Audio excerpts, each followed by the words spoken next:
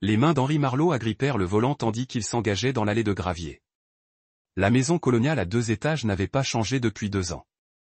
Volets blancs, véranda panoramique, drapeau américain flottant mollement dans l'air de novembre. Mais tout semblait différent maintenant. Faux. On n'est pas obligé de faire ça, avait dit Tesside ce matin-là, d'une voix douce mais ferme. Tu sais ce que c'est. Il avait voulu écouter. Son instinct lui criait de faire demi-tour, de retourner à son atelier et de faire comme si ce jour n'existait pas. Mais H était assis sur le siège de sa voiture derrière lui.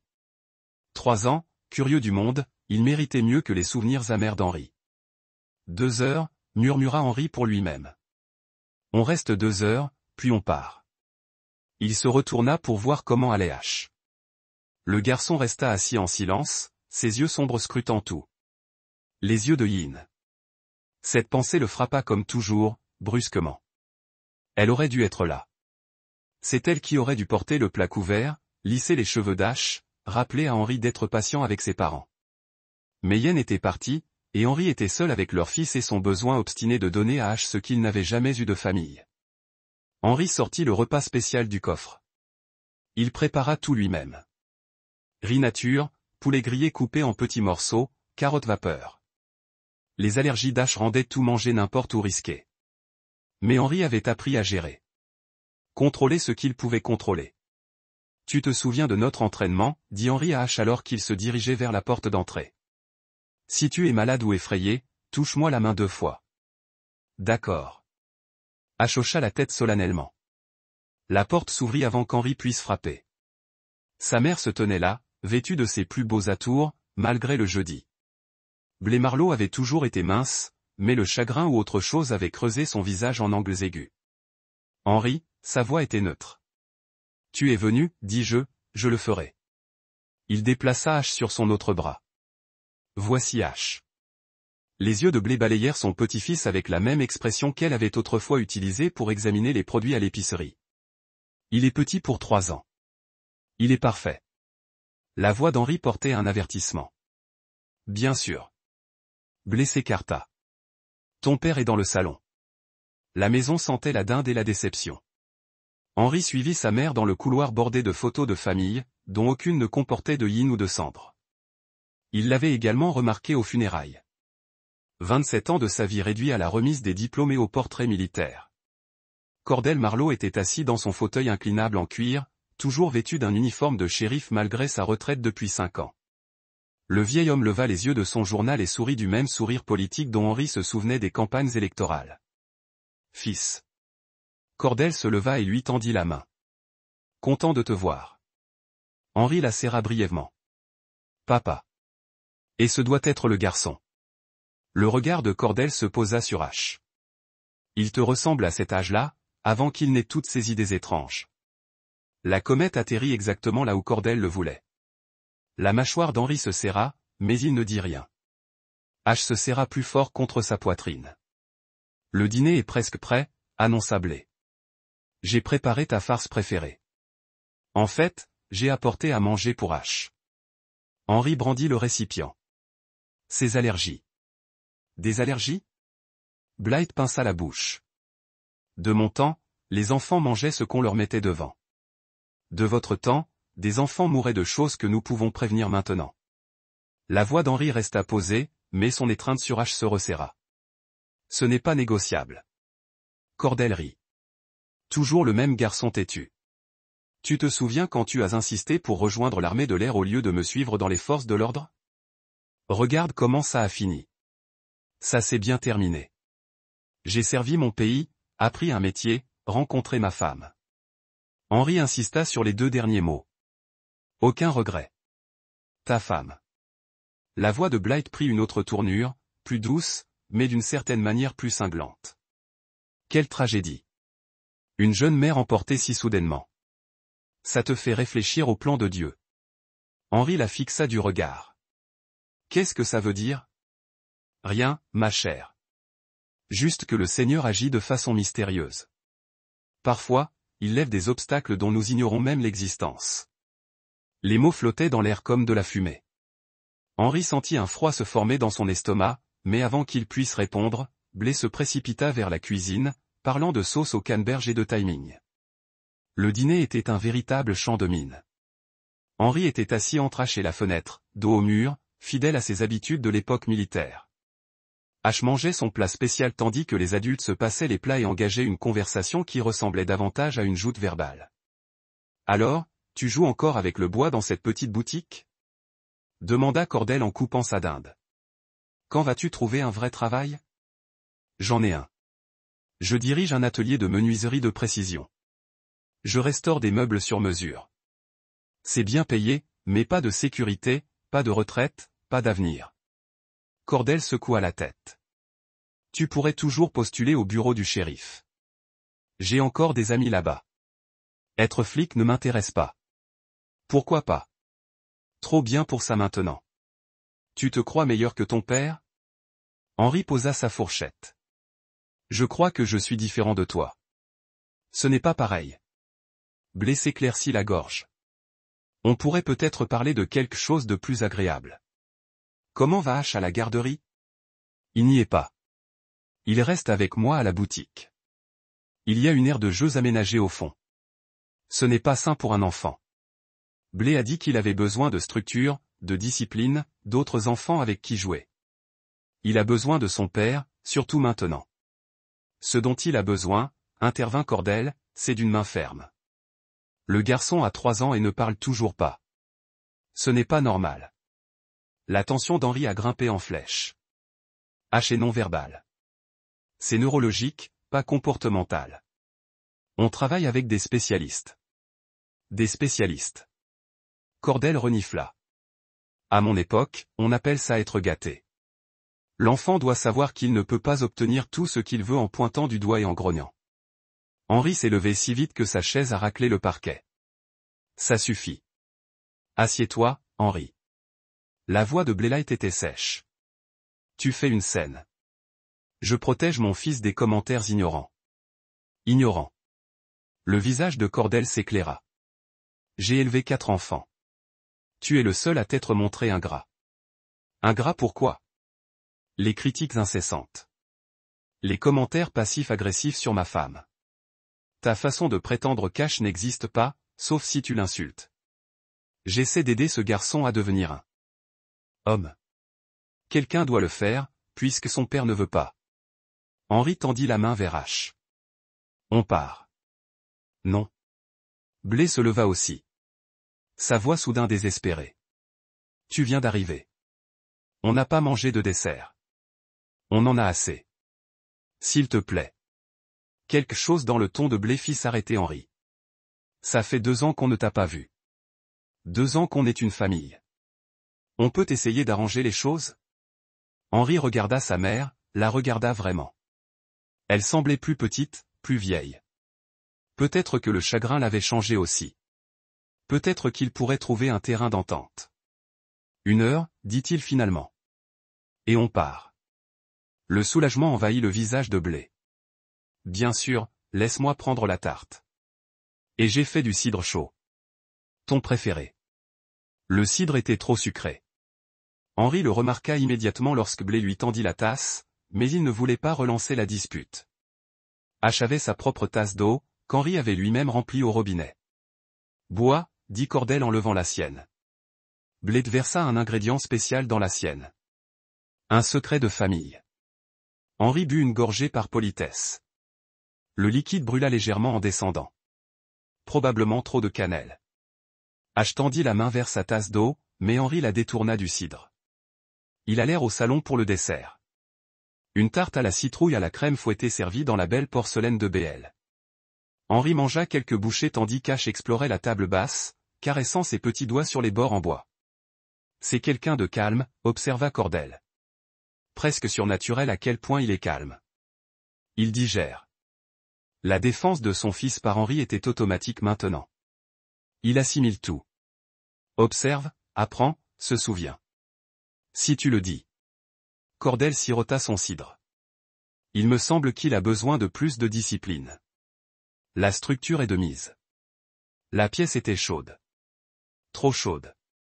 Henri desserra son col et prit une autre gorgée de cidre, espérant que cela l'aiderait.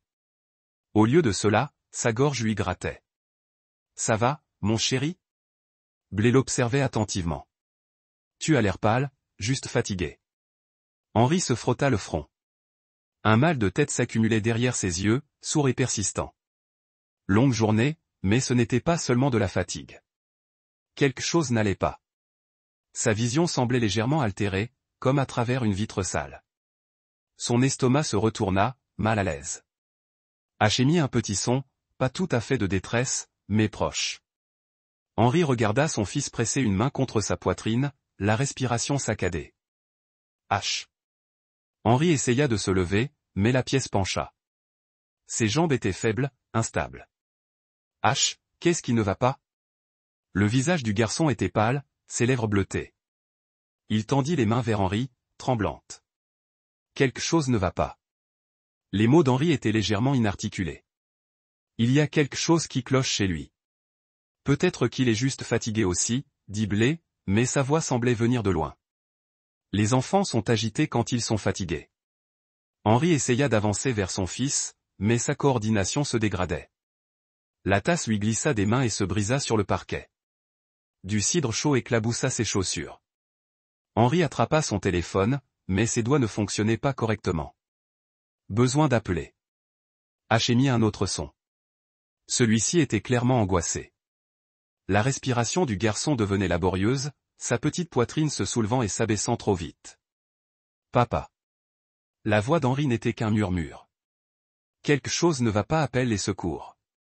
Mais Cordel ne bougea pas, Blé non plus. Ils restèrent tous les deux assis à regarder, leurs expressions étrangement calmes. Ça résout beaucoup de problèmes, dit Cordel doucement.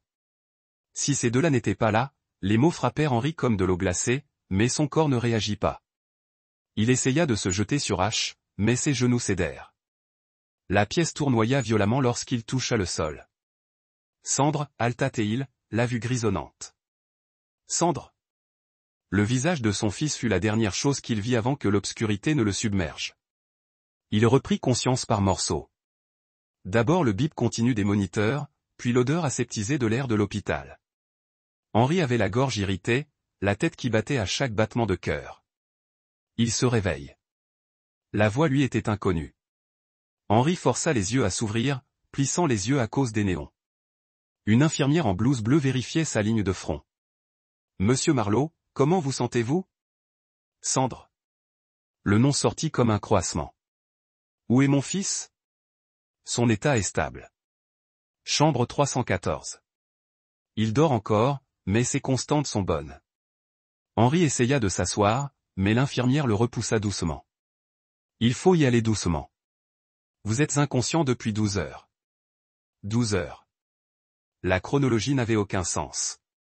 Que s'est-il passé? Où sont mes parents? L'expression de l'infirmière changea. La police est là pour vous parler. Vous sentez-vous prêt à répondre à quelques questions? Avant qu'Henri puisse répondre, deux agents en uniforme entrèrent dans la pièce. Le plus âgé, un sergent nommé Mills, se présenta, ainsi que son partenaire. Monsieur Marleau, il faut qu'on parle de ce qui s'est passé hier soir chez vos parents. Je ne sais pas ce qui s'est passé. On dînait à ce moment-là. Henri peinait à se souvenir. H est tombé malade. Je suis tombé malade. Mon père a dit quelque chose. Qu'a-t-il dit? Le souvenir a refait surface comme une bulle qui éclate. La voix calme de Cordel. Les mots qui n'avaient pas de sens. Il a dit que ça résolvait beaucoup de problèmes. Puis nous n'étions plus là. Les agents échangèrent un regard. Monsieur Marleau, vos parents sont morts. Les mots n'avaient aucun sens. Henri fixa le sergent, attendant la chute ou l'erreur. Quoi? Une intoxication au monoxyde de carbone? Probablement due à un chauffage défectueux. On les a trouvés ce matin quand le voisin est venu les voir. C'est impossible. La voix d'Henri était plus forte maintenant, nourrie par l'incrédulité. Ils ont fait installer un nouveau système de chauffage, de ventilation et de climatisation il y a 2 ans. Après les funérailles de Yin, Blé s'est plainte du coup. Les officiers se sont à nouveau regardés. On en prend note. Le chef des pompiers enquête toujours. Ce n'était pas un accident. Henri était pleinement conscient maintenant. Son esprit fonctionnait malgré les effets persistants de l'empoisonnement. Ils nous ont fait quelque chose, à moi et à H. Les médecins ont trouvé des niveaux élevés d'éthylène glycol dans vos deux organismes, a dit le jeune officier. Et de gelée, mais ça n'a aucun sens avec une intoxication au monoxyde de carbone. La formation d'ingénieur d'Henri a pris le dessus. L'éthylène glycol avait un goût sucré, était incolore, facile à dissimuler en elle. Mais le monoxyde de carbone était inodore, invisible. Deux poisons différents, deux modes d'administration différents.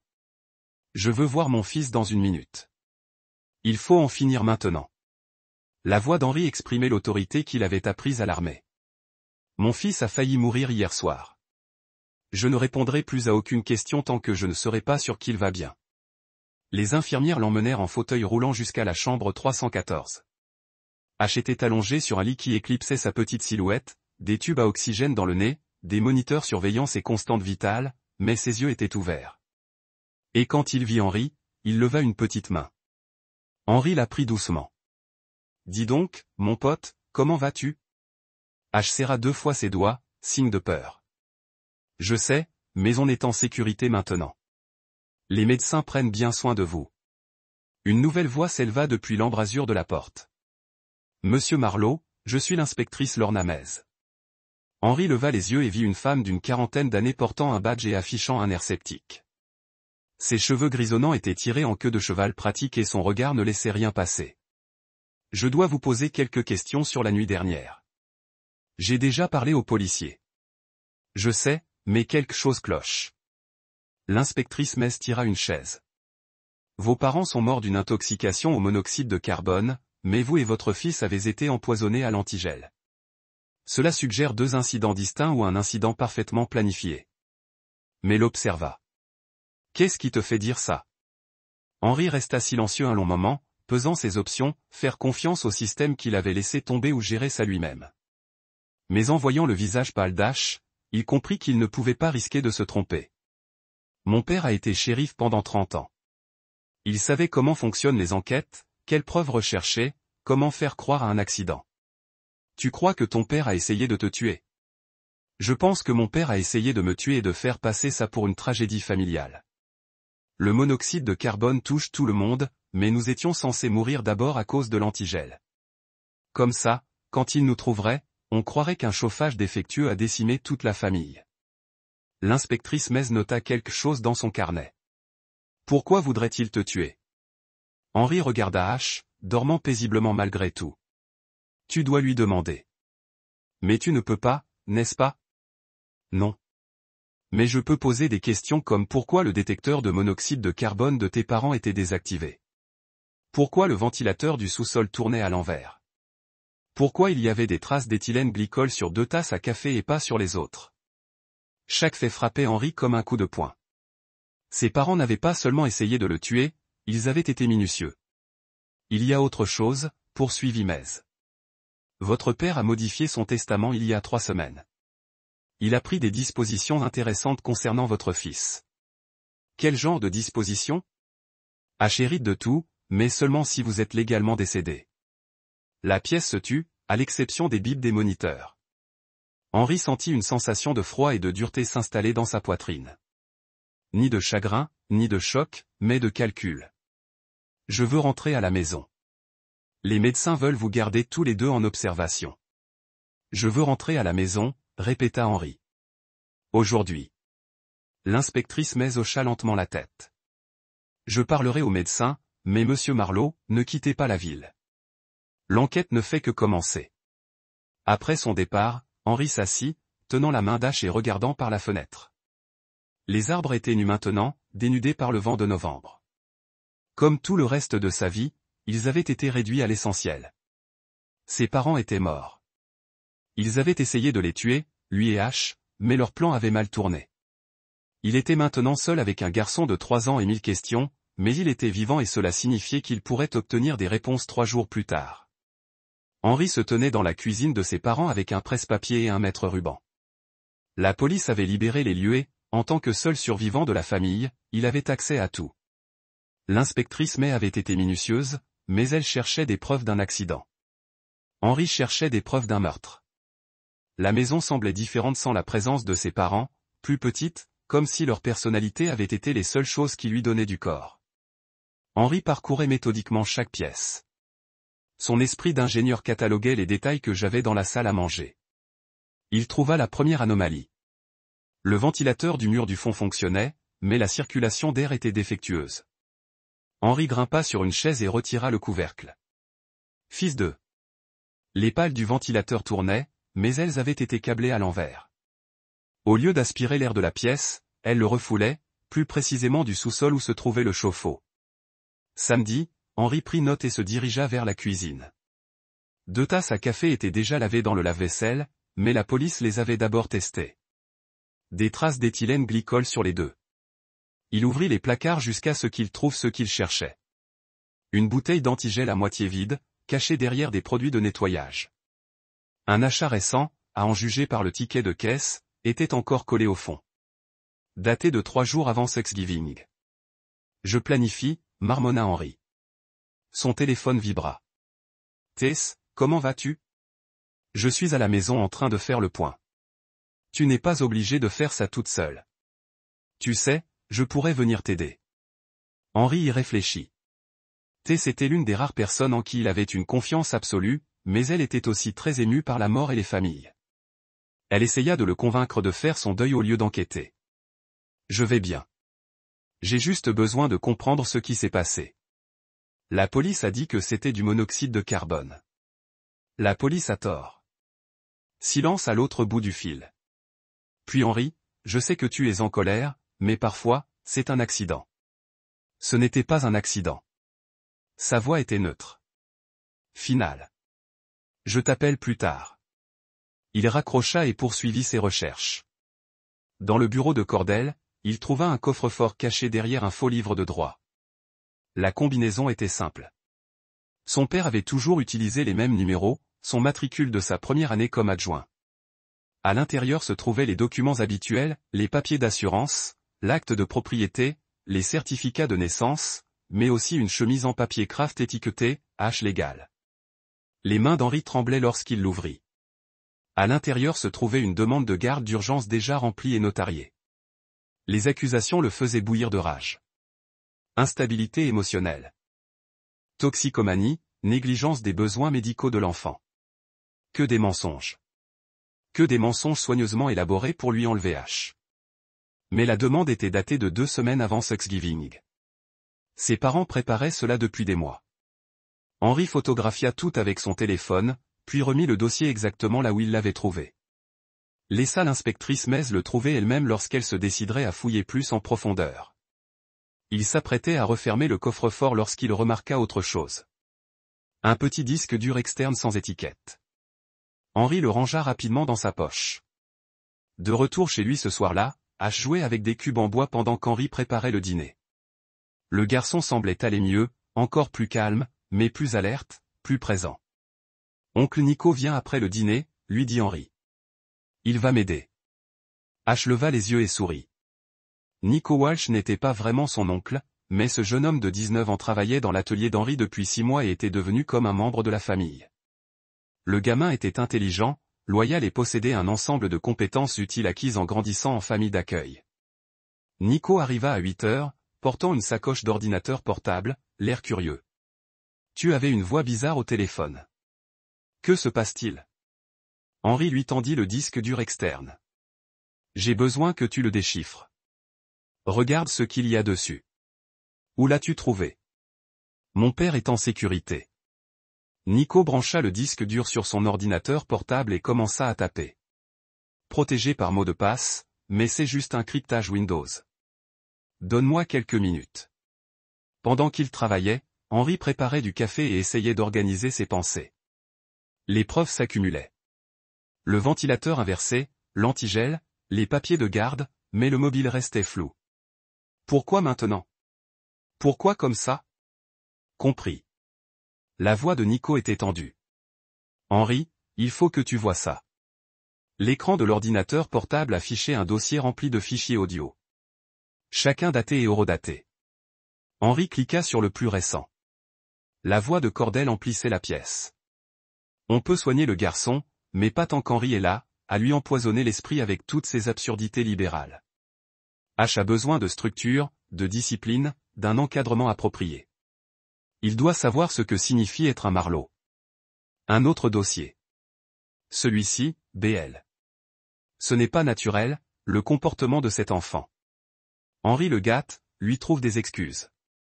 À mon époque, on ne tolérait pas ce genre de comportement. On a réglé le problème. Les poings d'Henri se serrèrent.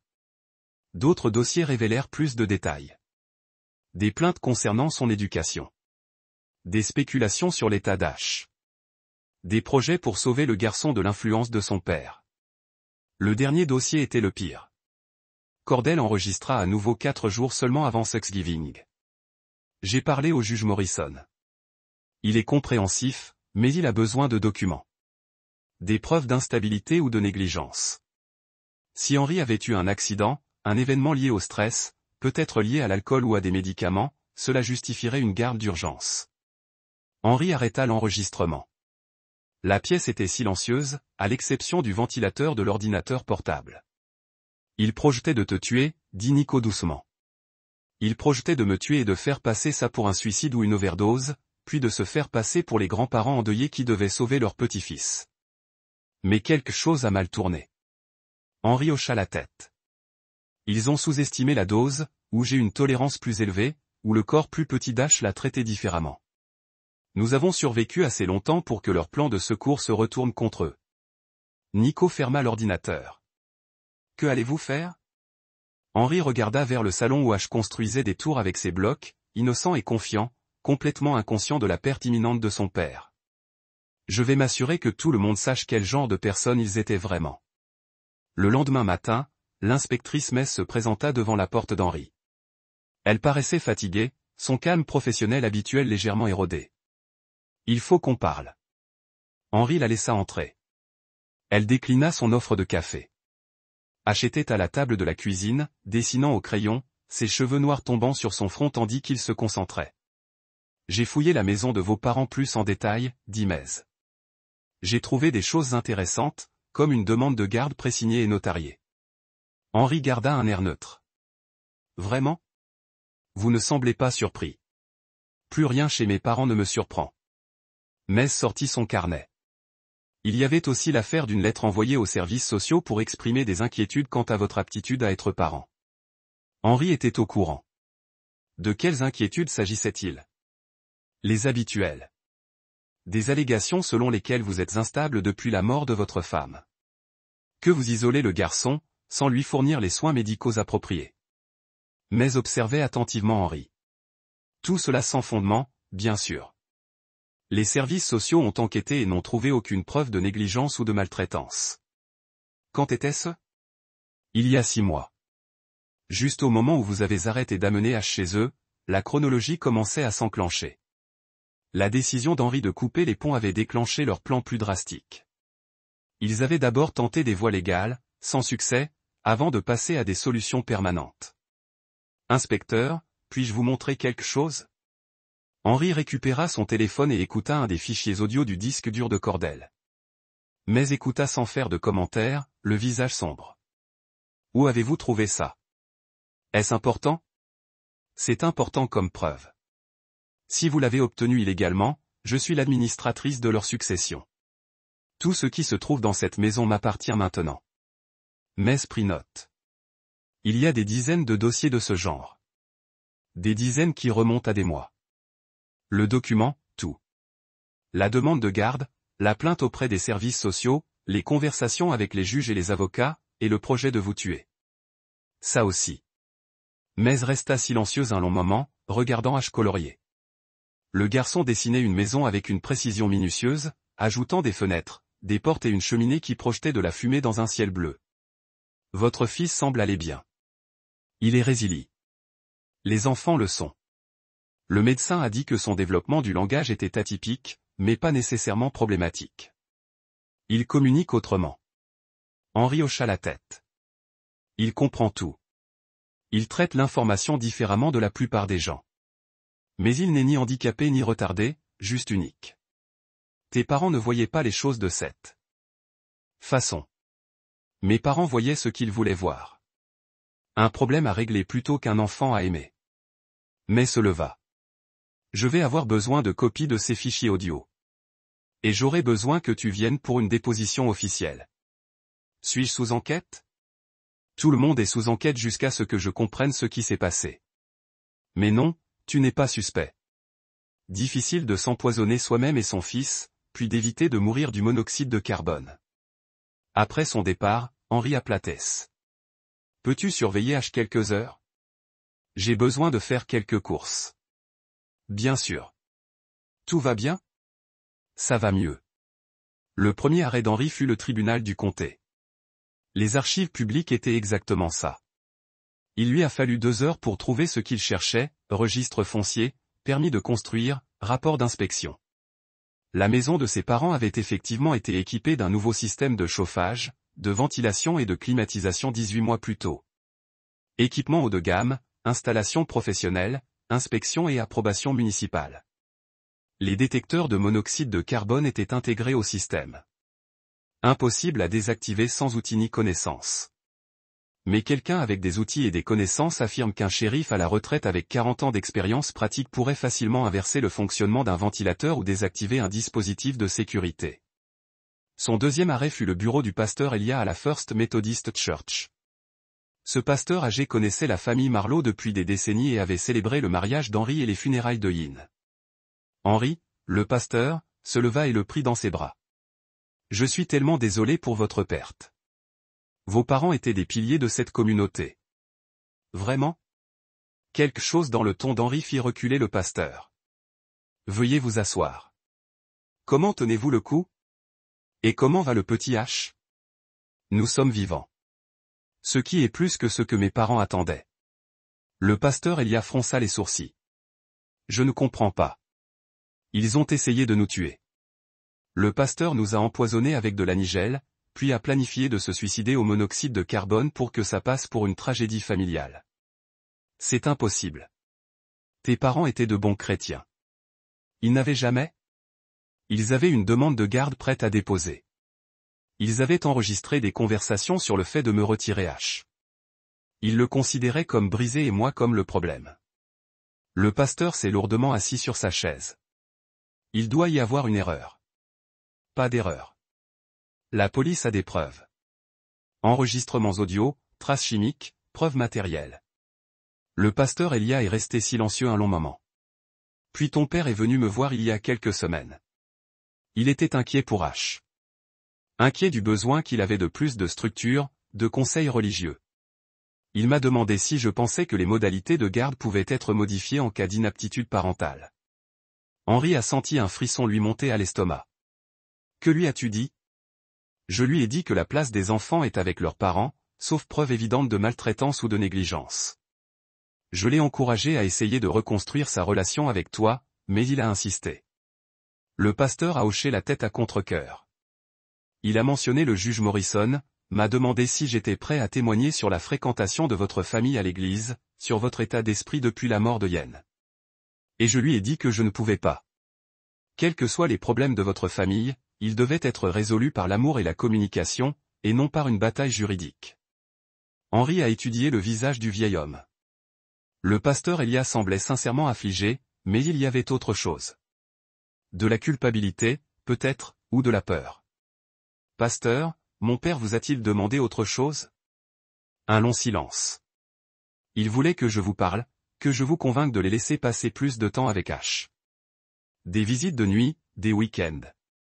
Il a dit que ce serait mieux pour tout le monde si cela se faisait volontairement. Quand a eu lieu cette conversation? La semaine avant Thanksgiving. Henri s'est levé. Merci d'être honnête. Henri, attends. Je sais que tu es en colère, mais tes parents t'aimaient. Ils aimaient H. Parfois, les gens prennent de mauvaises décisions lorsqu'ils sont désespérés. Parfois, les gens prennent de mauvaises décisions lorsqu'ils sont égoïstes. La voix d'Henri était neutre. Il y a une différence. Ce soir-là, après qu'H se fut endormi, Henri s'assit à la table de sa cuisine avec Nico et Tess. L'ordinateur portable était ouvert entre eux, affichant dossier après dossier de preuves. C'est insensé, dit Tess pour la 3e fois. Je n'arrive pas à croire que Cordell et Blé aient fait une chose pareille. Crois-moi, dit Nico. Les preuves sont là. Mais pourquoi? Que espère-t-il gagner? Henri avait réfléchi à cette question toute la journée. Le contrôle, l'héritage, la possibilité d'élever H comme il pensait qu'il devait l'être. En tuant son père, en supprimant l'obstacle à leur vision de la famille. T secoua la tête. C'est monstrueux. C'est pratique. Henri corrigea. Pour eux, c'était moi le problème. H était récupérable, mais seulement sans mon influence. Nico ferma l'ordinateur. Alors, quel est le plan? Henri regarda ses amis, les regarda vraiment, Tess avec son cœur tendre et son sens moral inébranlable. Nico, avec son pragmatisme débrouillard et sa loyauté farouche. Tous deux étaient prêts à l'aider à traverser ce cauchemar. L'objectif était de s'assurer que tout le monde connaisse la vérité. La semaine suivante, Henri se lança dans ses recherches avec la même intensité qu'autrefois pour les projets d'ingénierie militaire. L'objectif était simple, tout documenter, tout vérifier, constituer un dossier irréfutable. Nico se révéla d'une aide précieuse. Le jeune homme avait appris à naviguer dans les méandres de la bureaucratie pendant ses années en famille d'accueil, et ses compétences en informatique lui avaient ouvert des portes qu'il aurait fallu des semaines à Henri pour trouver. « Regarde ça », dit Nico en désignant l'écran de son ordinateur portable. Les contributions du juge Morrison à sa campagne de l'année dernière. Devinez qui a donné 5 000 $? Cordell. Et regardez celui-ci. Un autre écran. L'assistante sociale des services aux familles qui a enquêté sur leur plainte contre vous. Elle fréquente l'église de votre mère. Depuis 10 ans. Henri prenait des notes dans son dossier qui s'allongeait. Les liens devenaient clairs, un réseau de relations et d'obligations que ses parents avaient cultivé au fil de décennies d'engagement communautaire. Tess apportait un point de vue différent. Vous savez ce qui me dérange le plus? Les enregistrements. Ils ne faisaient pas que planifier. Ils prenaient plaisir à ça. Écoutez leur voix. Lorsqu'ils parlent de leur emmener H. Elle avait raison. Il y avait de la satisfaction dans le ton de Cordell lorsqu'il parlait de soigner son petit-fils.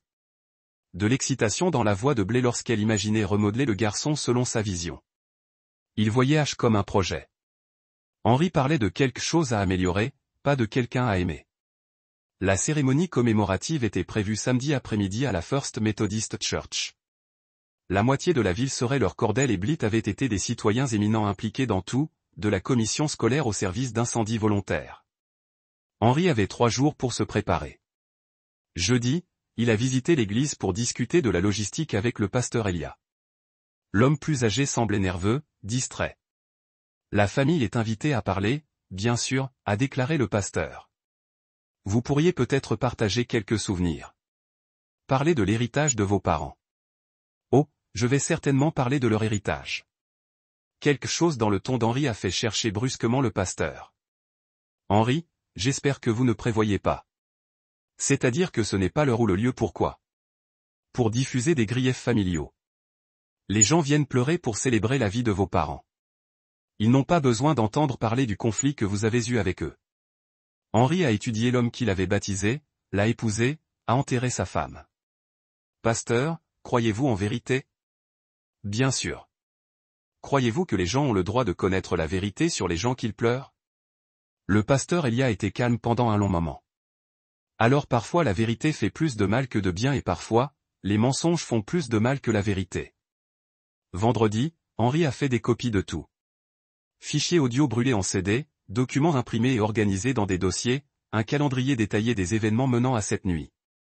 Il a donné des copies au détective Mez, a gardé des copies pour lui-même et a scellé des copies dans un coffre-fort de la banque.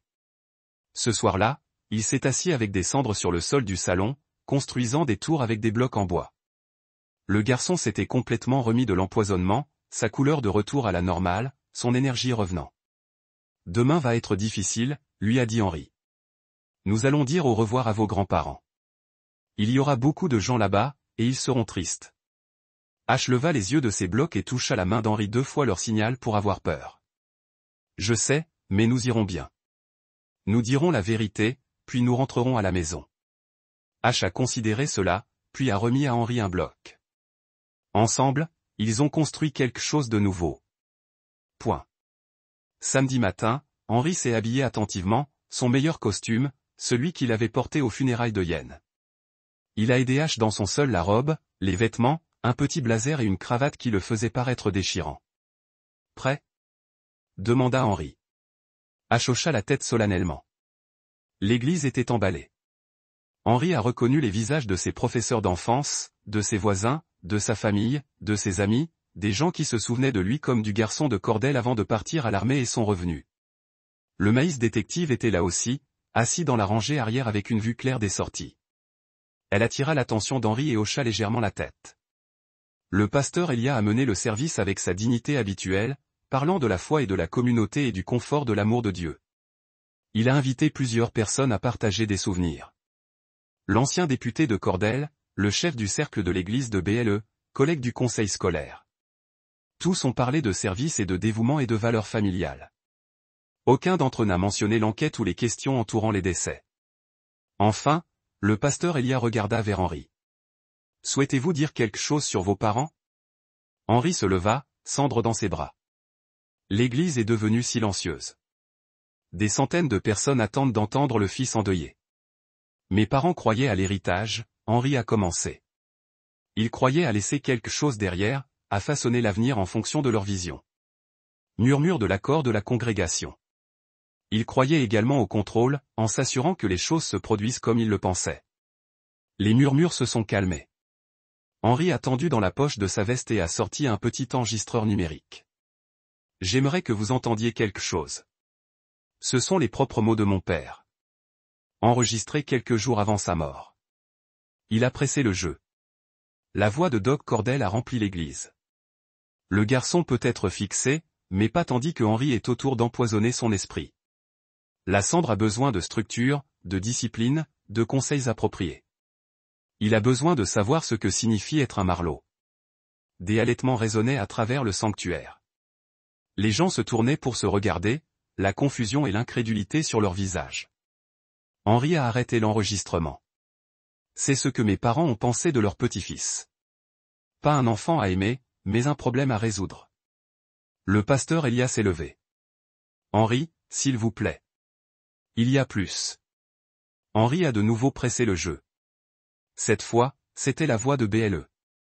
Si Henri avait un accident, quelque chose de lié au stress, impliquant peut-être de l'alcool ou des pilules qui nous donneraient des motifs de garde d'urgence.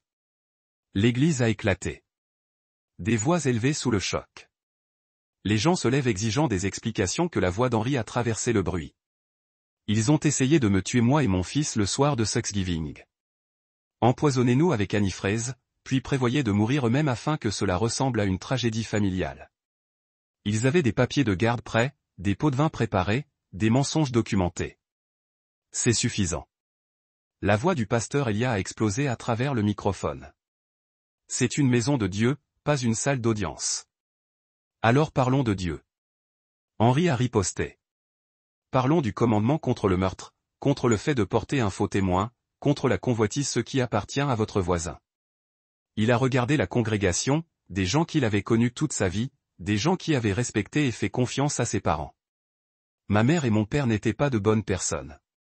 Ils étaient manipulateurs, racistes et cruels. Ils ont vu mon fils comme défectueux et moi comme jetable. Et quand ils ne pouvaient pas obtenir ce qu'ils voulaient par des moyens juridiques, ils ont décidé de prendre par le meurtre. L'église était maintenant dans le chaos. Certaines personnes partaient, d'autres criaient des questions. D'autres encore étaient assis dans un silence stupéfait. Le détective peut se lever à l'arrière. Mesdames et messieurs, veuillez rester calmes. Il y a une enquête en cours sur la mort de Cordel et Blé Marlot. Ce que Monsieur Marlot a partagé aujourd'hui, c'est la preuve dans cette enquête. Preuve de quoi? Quelqu'un a appelé. Preuve de tentative de meurtre, a répondu clairement le maïs. Et conspiration pour commettre une fraude. Henri descendait l'allée centrale, H toujours dans ses bras. Les gens se sont retirés comme s'ils portaient une contagion pour y mettre les portes de l'église. Il se retourna pour faire face à la congrégation. L'héritage de mes parents n'est pas un service ou un dévouement. C'est la cupidité de la haine. N'oubliez pas que lorsque vous y pensez. Lundi matin, l'histoire avait explosé sur les réseaux sociaux et les nouvelles locales. L'ancien shérif accusé de meurtre a été le titre du journal du comté avec un article de barre latérale sur l'enquête en cours. Le téléphone d'Henri sonnait constamment. Journaliste, voisin, personne il n'avait pas parlé depuis des années. Il a ignoré la plupart d'entre eux, mais a répondu lorsque le détective Mays a appelé. Vous avez remué un nid de hornets, a-t-elle dit. Bon. Les gens avaient besoin de savoir. Le bureau du procureur de l'État reprend l'enquête. C'est plus grand qu'un cas local maintenant. Henri n'a pas été surpris. Les connexions de Cordell fonctionnaient profondément. Et s'il avait planifié un meurtre, d'autres personnes auraient pu être impliquées. Et le pasteur Elia? Et lui? Il connaissait le plan de garde. Encourager. Même connaître quelque chose et y participer sont des choses différentes. À moins que vous ayez des preuves qu'il était activement impliqué, Henri avait des preuves, mais il n'était pas encore prêt à le partager. L'implication du pasteur était des péchés d'omission plus subtils plutôt que de commission. Cet après-midi, Tess s'est arrêtée avec l'épicerie et le soutien moral. H faisait la sieste, leur donnant une chance de parler librement. « Comment tu te tiens ?» elle a demandé. « Mieux que prévu. Cela fait du bien d'avoir la vérité. Certaines personnes disent que vous avez tout inventé. Que vous avez une sorte de panne. Henri s'attendait à ce que vous pensiez ? Le député a parlé des cas qui ont été enterrés pendant le mandat de Cordell. Visiteur. Détective Mays est arrivé avec un homme dans un costume coûteux du bureau du procureur de l'État. Da Thompson. Il a des questions sur la succession de vos parents. Henri les a invités à servir du café pendant que H jouait avec ses blocs dans le coin. Nous avons examiné les dossiers financiers de vos parents, a déclaré Thompson. Il y a des irrégularités. Quel genre d'irrégularités ? De grands dépôts en espèces au cours des 6 derniers mois. Paiement à partir de sources que nous ne pouvons pas identifier. Henri n'a pas été surpris. Soudoyé, éventuellement, ou les paiements pour les services rendus. Nous essayons de retracer l'argent. Ils ont parlé pendant 1 heure en passant par les délais et les connexions. Henri a fourni les informations qu'il pouvait, mais les a avertis de faire confiance à quiconque du cercle social de ses parents. La corruption est profonde dans les petites villes, a-t-il dit, surtout lorsque la personne corrompue est au pouvoir depuis 30 ans. Après leur départ, Henri a appelé Nico. « Pouvez-vous faire plus de fouilles ? Je veux savoir où mes parents ont obtenu leur argent. » Déjà dessus. J'ai trouvé des trucs intéressants. Ils se sont rencontrés à la boutique d'Henri ce soir-là. Nico avait des impressions réparties dans le workbench, les dossiers bancaires, les transferts de biens, les documents commerciaux. Votre père était occupé après sa retraite, a déclaré Nico. Travail de consultation pour les sociétés de sécurité, les services d'enquête privée, les témoignages d'experts dans les affaires judiciaires. Tous légaux, surtout, mais regardez cela. Nico a souligné une série de paiements. 20 000 $ de Shell Company il y a 3 mois. 15 000 autres mois derniers. Pourquoi ? C'est la question. La société Shell est enregistrée pour une adresse qui n'existe pas. Le numéro de téléphone va à une messagerie vocale qui n'a jamais été configurée. Henri a étudié les papiers. Quelqu'un le payait pour faire quelque chose qu'il ne voulait pas retracer.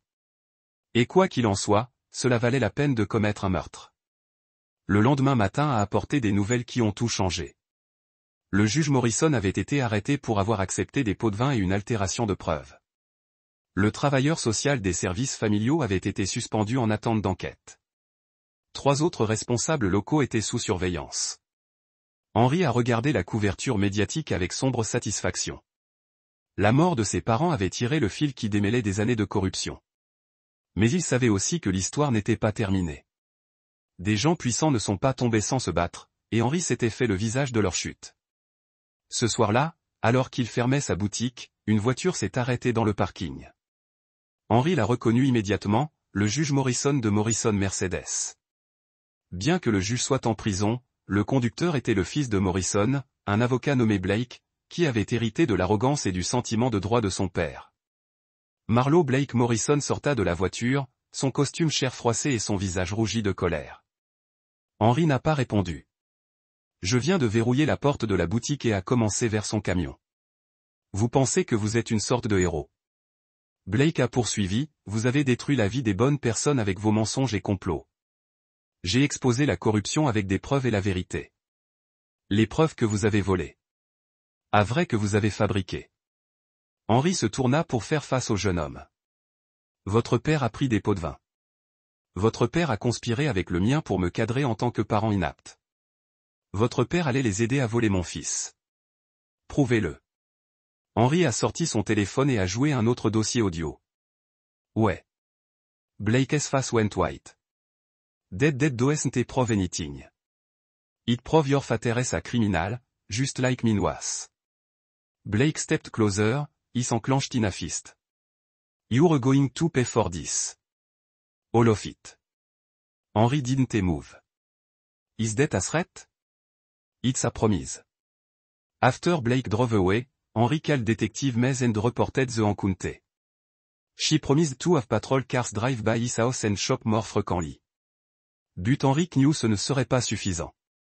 Avait tout à perdre, et il n'hésiterait pas à riposter. Le procès pour mort injustifiée a pris 6 mois à préparer. L'avocat d'Henry, une femme pointue du nom de Sarah Chin, spécialisée dans les cas de corruption de la police, a construit un cas méticuleux autour des preuves que Henry avait recueillies. Nous ne poursuivons pas seulement des dommages, a-t-elle expliqué lors d'une de leurs réunions. Nous poursuivons pour les empêcher d'être commémorés. Pas de fondation, pas de bourse, pas de bâtiments qui leur sont nommés. C'était exactement ce que Henry voulait. Ses parents avaient passé leur vie à construire une réputation basée sur des mensonges. Il voulait que cette réputation ait détruit si complètement que personne ne les a plus jamais confrontés à des héros. A prouvé la culpabilité de ses parents. Le verdict était unanime. Cordell et Blake Marlowe avaient tenté d'assassiner Henry et Ash Marlowe pour un gain financier. La succession était passible de dommages-intérêts, de frais juridiques et de récompenses punitives totalisant plus de 2 millions de dollars. Mais l'argent n'était pas ce que Henry voulait. Ce qu'il voulait est venu dans la décision finale du juge. Cette cour conclut que Cordell et Blake Marlowe n'étaient pas aptes à être honorés ou comménatifs à titre public. Toutes les fondations, bourses ou projets communautaires portant leur nom doivent être dissous et renommés. Les marches du palais de justice étaient bondées de journalistes lorsqu'Henry a émergé. Il a fait une brève déclaration. La justice a été rendue. Mes parents n'étaient pas de bonnes personnes et maintenant tout le monde le sait. Mon fils et moi pouvons enfin continuer notre vie.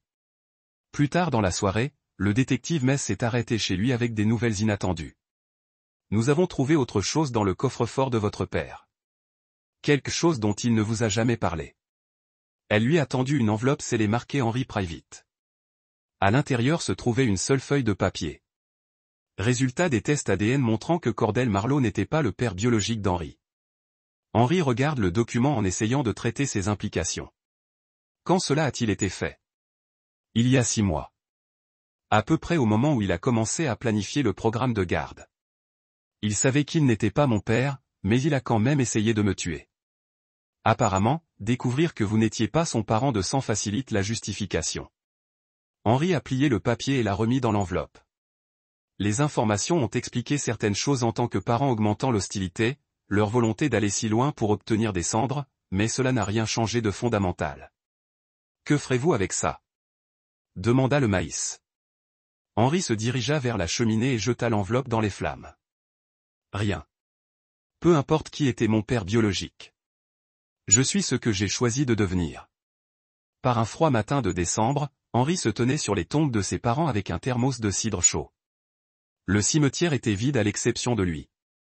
Pas de personne en deuil, pas de fleurs, pas de signe dont quelqu'un se souvient ou se souciait des personnes enterrées ici. Les pierres tombales étaient de simples marqueurs de granit avec des noms et des dates. Henry avait refusé d'approuver tout épitaphe ou un langage fleuri sur les parents bien-aimés ou les serviteurs communautaires. Il versa le cidre sur le sol gelé, le regardant à la vapeur dans l'air froid. « Vous avez toujours aimé une fin amère » a-t-il dit tranquillement. Puis il se retourna et s'éloigna, ne regardant jamais en arrière. La nouvelle maison prenait forme sur le bord de la ferme de fleurs de Tessa. Henry faisait la majeure partie du travail lui-même avec l'aide de Nico et de quelques autres amis. Ce serait plus petit que la maison de ses parents, mais mieux construit et conçu autour de ce dont lui et Ash avaient réellement besoin. Fondation solide, a observé Nico alors qu'il travaillait sur le cadrage des murs. Devrait durer éternellement. C'est l'idée. Ash a joué à proximité, construisant ses propres structures avec des restes de bois et des décharges. Il parlait plus maintenant, toujours pas des phrases incomplètes, mais des mots clairs que Henry comprenait parfaitement. Maison, a déclaré Ash, pointant vers leur travail. C'est vrai, notre maison. Tess est venue de la ferme avec des sandwichs et de la limonade. Elle et Henri s'étaient rapprochés au cours de la dernière année, mais ils prenaient les choses lentement.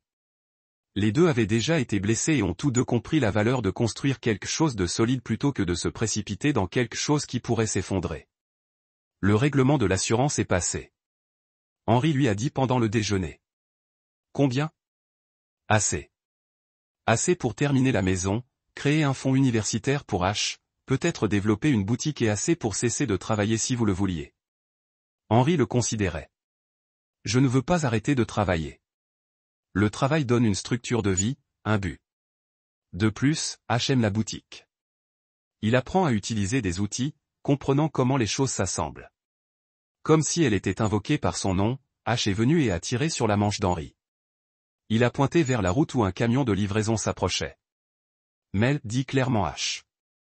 Le conducteur a remis à Henri une lettre enregistrée d'un cabinet d'avocats qu'il n'a pas reconnu. À l'intérieur était un chèque de 50 000 $ et une note expliquant que c'était l'argent de paiement de l'assurance vie de Cordell qui avait été gelé pendant l'enquête, mais était maintenant remis à Henri en tant que seul bénéficiaire de l'ironie finale de Cordell. Essayant de tuer son fils, seulement pour le laisser encore plus en sécurité financière. Henri a approuvé le chèque au refuge pour enfants du comté ainsi qu'une note spécifiant qu'elle est utilisée pour les enfants non-verbaux et spéciaux. Ce soir-là, après le sommeil, Henri était assis sur son porche avec Tess.